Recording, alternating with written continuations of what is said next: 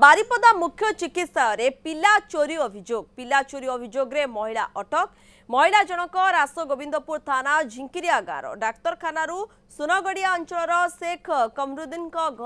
दुई शिशु को चोरी करी नेउथबा बेले धरी पुलिस जिमा देइछंती परिवार लोके। पुलिस घटनार छानबीन चलाई। पुलिस किंतु एने कोनोसी प्रतिक्रिया मिली पारि नाही। Mrs medical admit labour room रे ब्लड शॉर्टेज थिला ब्लड डोनेट करा हो तांको लेबर रूम भीतर अछंती छुआ मान दुजन बेड रे थिले मु भी बेड रे थिली यांको संगे फोन रे कथा हो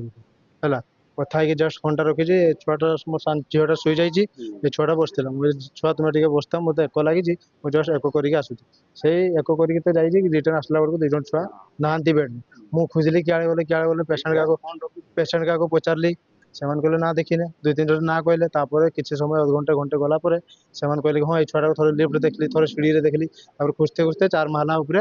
सीढ़ी रे छुआ को दुई जन को पाइली से गुटे लेडीज संग छुआ गुटे मो सान झियोटा काखरे थिला कांदुथिला बड़ झियोटा से भी ता हाथ टाणी हेकी जाउथिला से भी कांदुथिला लेडीज को जे नेकी जाइथिला ताको हमें चिन्ह ताको पचारू से ताको एड्रेस घर आता पता किछि कहना मेडिकल भीतर नहीं जीवा माने बहुत बड़ साहस एते बड़ साहस हबनी निहाती किसी बड़ गैंग अछि तांकर पछरे कहार हाथ अछि निश्चय से संप्रदाय को टिके